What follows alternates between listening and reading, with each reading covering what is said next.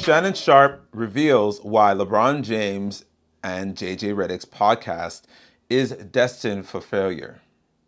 Jason hit me today and he's like, hey, I want you to ask LeBron what is his favorite thing about X player? You know, he's like, I'm always like, what's my favorite thing about Luka? And he named some random thing that Luka did, which is like, it happens once a game. Like, whatever. No, I'm just kidding, Jason. The one guy we haven't talked about, by the way, is Kyrie Irving. And to me, he's like the ultimate sort of X factor in all of this. Because when he has it going, it takes Dallas to a whole nother level. Yep. And it also offsets Luka, and we've seen it in the playoffs. It offsets Luka not being at his best. It offsets a bad shooting performance. It offsets a great defensive performance against him. Yep. If Kyrie has it going. Yep. Shannon Sharpe says he knows what running successful podcasts is all about. And I would have to agree because his podcast is quite successful.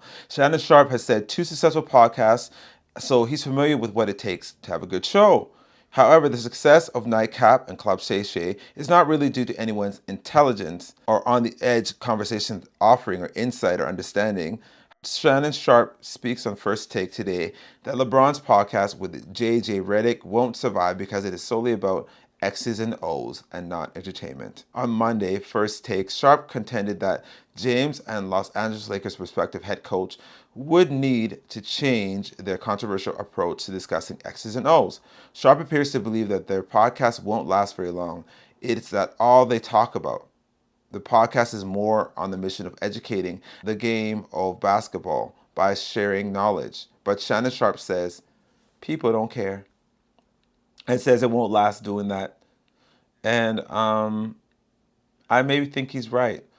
Shannon says, I know you said that he and JJ had the podcast, The Mind the Game. It's supposed to be X's and O's, Sharpe said. Let me tell you something. If you ever want to start a podcast, and this is what I tell Stephen A., you've got to be able to adapt. You've got to be able to branch out, because if all you talk about is X's and O's, it's not going to work. Overall, Shannon wants more hot takes and opinionated arguments in his podcast consumption. Okay. I agree.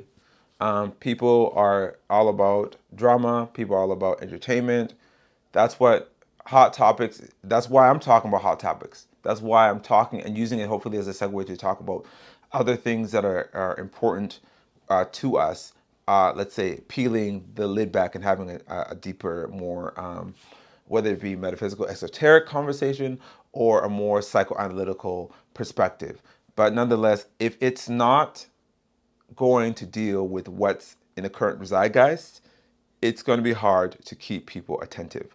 But nonetheless, LeBron's brand is not really gossip.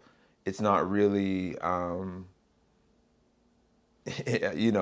pop culture media jock. That's not what he does. He is an NBA player, a legendary NBA player who has amazing skill sets and education on the game of basketball. So I feel that him doing what he's doing should be what he should be doing. And hopefully he's doing it for the right reasons. He's clearly not desperate for money. That's not the case.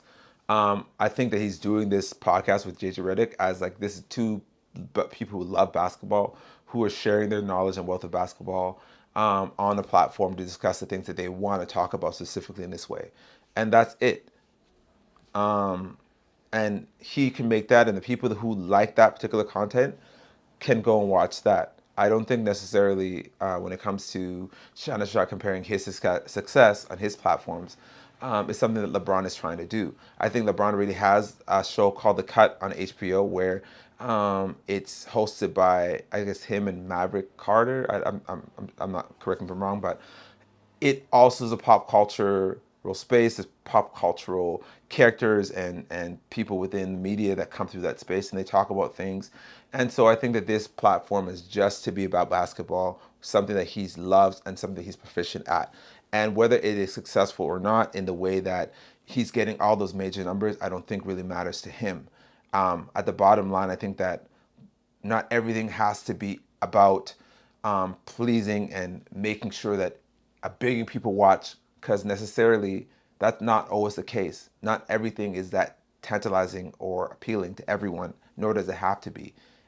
Again, if he likes basketball, which we know he does, if he's excellent at it, which we know he is, and he wants to communicate that to support those who are trying to get better at the game or learn more specifically about the ins and outs, about what's taking place, do that. I think that it's awesome in that way. But if he's trying to do the Shannon Sharpe thing, then yes, Shannon Sharpe, you're definitely right. He's definitely going to have to zhuzh it up, and bring some more controversial topics or pop cultural pundits on the show.